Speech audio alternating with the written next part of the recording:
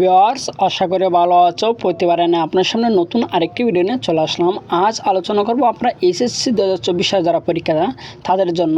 যে আপনাদের জানেন যে 40 দিনের মধ্যে কিন্তু আপনাদের এসএসসি রেজাল্ট দেওয়া হবে। এর মধ্যে যে আপনাদের যে অনেকে এই ধরনের কমেন্ট করছে যে আমার একটা ভাই যে আমি ভাই এই এসএসসি যেগুলো পরীক্ষাটা দিয়েছি, আপনারা যে 6টা পরীক্ষা দিয়েছেন এর মধ্যে যে স্পেশালি যে সাবজেক্টটা সেটা আইসিটিতে কিন্তু আপনারা যে অনেকে 5, 6, 7 পেয়েছে এমসিকিউতে, এর মধ্যে কিন্তু অনেকেই কিন্তু এই ধরনের এমসিকিউতে যারা কম পেয়েছে অনেকেই কিন্তু এই ধরনের কমেন্ট করছিল। যে আমি যদি আপনাদের দেখাই যে আমি কিন্তু একটা ভিডিও ক্রিয়েট করছিলাম।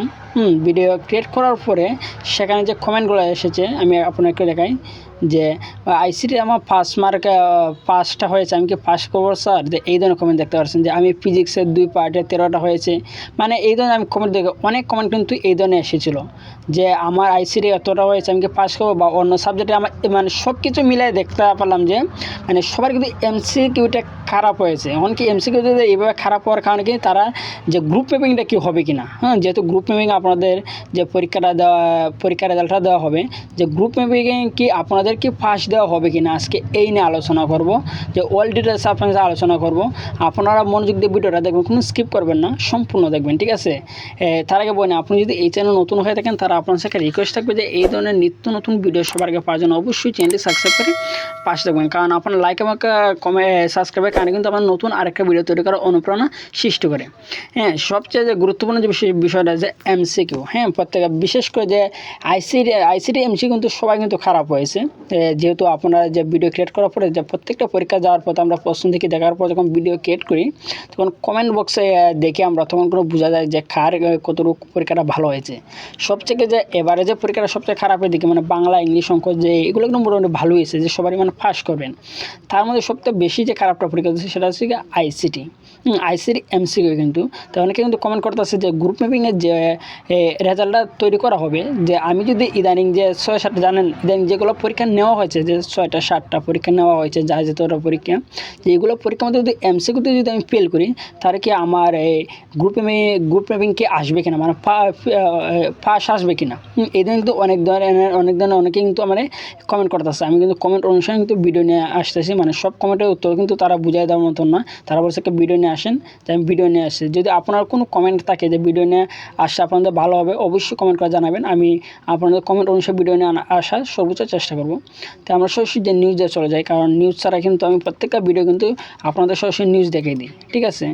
যে আপনারা যে এমসিকিউতে 2, 3, 4, 5 কম পেলে কি আপনাদের গ্রুপ ম্যাপিং হবে কি না, ঠিক আছে?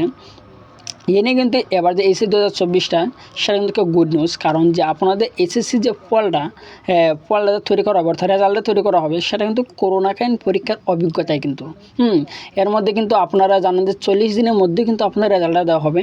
যে শিক্ষার্থীদের আন্দোলনের মুখে বাতিল হওয়া এসএসসি সমান পরীক্ষাগুলো ফলাফল 40 দিনের মধ্যে প্রস্তুত করে প্রকাশের প্রাথমিক রূপরেখা ঠিক করেছে।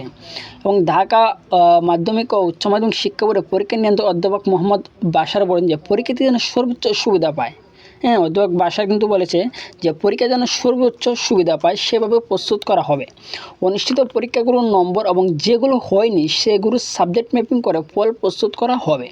যা আপনার যেগুলো পরীক্ষা দিয়েছেন এগুলো তো হবেই, আর যেগুলো আর হয় নাই যেগুলো কিন্তু যেগুলো পরীক্ষা হয় নাই এগুলো কিন্তু সাবজেক্ট ম্যাপিং করে ফল প্রস্তুত করা হবে। মানে কীভাবে সাবজেক্টটা তারা ম্যাপিং করবে, যে অধ্যাপক আবুল বাশার বলেন যে এসএসসিতে খারাপ থাকলে আপনারা যে এসএসসি পরীক্ষা দিয়েছেন এইগুলোর মধ্যে যদি ধরেন যে বাংলাদেশ সাবজেক্টটা এটার মধ্যে যদি আপনার খারাপ থাকে অথবা নাম্বার কম থাকে তারা কিন্তু জিএসসির বাংলাতে তারা যাবে।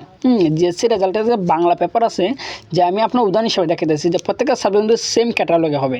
যে এসএসসিতে যদি আমার বাংলাতে কম থাকে কিন্তু জিএসসিতে বাংলা সাবজেক্ট যদি আপনার বেশি থাকে কিন্তু জিএসসি মার্কটা কিন্তু তারা আনবে। আবার জিএসসিতে খারাপ করে যে 7 বিষয় যে পরীক্ষা দিয়েছেন এই পরীক্ষাগুলো থেকে পল্টানো হবে, অর্থাৎ যে তার 3টা ধাপ বলছে এসএসসি, জিএসসি এবং এইচএসসি যেগুলো পরীক্ষা দিয়েছেন 3টা পরীক্ষার মধ্যে যে সাবজেক্টে আপনার সর্বোচ্চ এসেছে সেই মার্কটা নিয়ে কিন্তু আপনারা যে এসএসসি মানে এইচএসসি রেজাল্টটা কিন্তু তৈরি করা হবে, ঠিক আছে? এর মধ্যে এসএসসি যেগুলো এমসিকিউতে আপনারা কম পেয়েছেন, ধরেন আইসিটিতে আমার আপনার এই ইদানিং ফেল আসবে অনেকে, যে সবথেকে সমস্যা যেটা বুঝতে পারলাম যে আইসিটি এমসিকিউটা মনে করেন যে এসএসসি আইসিটি এমসিকিউতে আপনার নাম্বার কম, যে আপনি ফেল করবেন তাহলে কিন্তু আপনার এসএসসির এমসিকিউ থেকে ধরবে তারা। এসএসসির দিকে তো মার্ক ভালো থাকে, তাই এসএসসি থেকে কিন্তু গ্রুপ ম্যাপিং যে ম্যাপিং করবে, কিন্তু সাবজেক্ট ম্যাপিংটা কিন্তু করবে এসএসসি থেকে। যদি এসএসসির যদি আইসিটিতে কম থাকে তাহলে কিন্তু আপনাদের জিএসসি থেকে কিন্তু তারা ম্যাপিংটা করবে, ঠিক আছে, সাবজেক্ট ম্যাপিংটা করে কিন্তু তারা মার্ক টানবে। অর্থাৎ যে এসএসসি, জিএসসি এবং এইচএসসি যেগুলো পরীক্ষা দিয়েছেন, তিনটা পরীক্ষার মধ্যে যদি আপনার দুইটার মধ্যে ফেল করেন, অথবা এসএসসি মনে করেন যে আপনার কম মার্ক, এইচএসসি কম, তাহলে জিএসসি থেকে আনা হবে। অর্থাৎ তিনটা বিষয়ের মধ্যে মানে এসএসসি, জিএসসি এবং এইচএসসি তিনটার মধ্যে যে সাবজেক্টে টোটালি আমি বলি যে সাবজেক্টের সবথেকে মার্ক যে আপনি ধরেন এসএসসিতে যারা আমাদের সবথেকে বেশি পেয়েছেন, এই মার্ক অনুসারে কিন্তু আপনাদের এইচএসসি রেজাল্টটা তৈরি করা হবে, ঠিক আছে। আশা করি বুঝতে পারছেন যে অর্থাৎ এখানে বোঝা যাচ্ছে যে এখানে তারা কিন্তু বলে দিয়েছে, অধ্যক্ষ ভাষায় কিন্তু বলে দিয়েছে যে যেন সর্বোচ্চ সুবিধা পায়। এবারে এইচএসসি 2024 সালে যে পরীক্ষা আছে তারা কিন্তু তারা বলছে যে তাদের তো সর্বোচ্চ সুবিধা পায়। অর্থাৎ এবার এইচএসসি কিন্তু একটা ছাত্র কিন্তু ফেল করবে না, সবাই কিন্তু পাস আসবে। কেন পাস আসবে? পাস আসার যে কারণটা, মেন যে কারণটা, আপনি হয়তো এসএসসি যদি ভালো না করেন, জিএসসিতে কিন্তু আপনারা ভালো করছেন। যদি জিএসসিতে যদি আপনার ভালো না হয়, কিন্তু এসএসসি এইচএসসি যেগুলো পরীক্ষা দিয়েছেন এগুলোর মধ্যে কিন্তু আপনার রেজাল্টটা ভালো হয়েছে। আপনি তো আর 3বার কিন্তু খারাপ রেজাল্ট করেন নাই, ঠিক আছে, এরকম ছাত্র তো নাই। যদি জিএসসিতে অনেকে কিন্তু ভালো করছে, এসএসসিতে হয়তো খারাপ করছে, কিন্তু এসএসসিতে খারাপ করছে কিন্তু জিএসসিতে ভালো করছে, ঠিক আছে। মানে সব মিলিয়ে কিন্তু একটা না একটা দিকে কিন্তু প্রত্যেকটা ছাত্র কিন্তু ভালো দিক একটা আছে, অর্থাৎ জিএসসিতে সে ভালো, না এটা কিন্তু এসএসসিতে ভালো, ঠিক আছে। মানে আপনার যে ভালো নাম্বারটা যে বোর্ডের পরীক্ষায় এসেছে সেই পরীক্ষা নিয়ে কিন্তু আবার এইচএসসি রেজাল্টটা তৈরি করা হবে, ঠিক আছে। এর মধ্যে কিন্তু ফেল একবারই আসবে না, ফেল কিন্তু একটা ছাত্র কিন্তু ফেল আসবে না, এবং আপনাদের বরং কিন্তু নাম্বার কিন্তু ভালো হবে। হ্যাঁ, যেহেতু 3টা পরীক্ষা তারা যাচাই করে আপনাদের এইচএসসি রেজাল্ট শিটটা তৈরি করা হবে, সেহেতু কিন্তু আপনাদের রেজাল্টটা ভালো হবে, ঠিক আছে। আজকে এই ছিল আলোচনা। তারপর যদি না বুঝেন অবশ্যই কমেন্ট করে জানাবেন। আর যদি ভিডিওটি ভালো লাগে থাকে অবশ্যই একটি লাইক দেবেন। আর আপনি যদি এই চ্যানেল নতুন হয়ে থাকেন তারা অবশ্যই রিকোয়েস্ট থাকবে যে এই ধরনের নিত্য নতুন ভিডিও সবার আগে পাওয়ার জন্য অবশ্যই চ্যানেলটি সাবস্ক্রাইব করে পাশে রাখবেন। আর আপনারা যদি কমেন্টে কোনো ভিডিও যদি আপনি যদি কোনো কিছু না বুঝেন বা কোনো কিছু নতুন করে বুঝতে চান, যদি ভিডিও আকারে নিয়ে আসে আপনারা ভালো হবে, অবশ্যই কমেন্ট করে জানাবেন। আমি আপনার কমেন্ট অনুসারে সর্বোচ্চ চেষ্টা করবো যে ভিডিও নিয়ে আসার। ধন্যবাদ, দেখা হবে অন্য কোনো ভিডিওতে।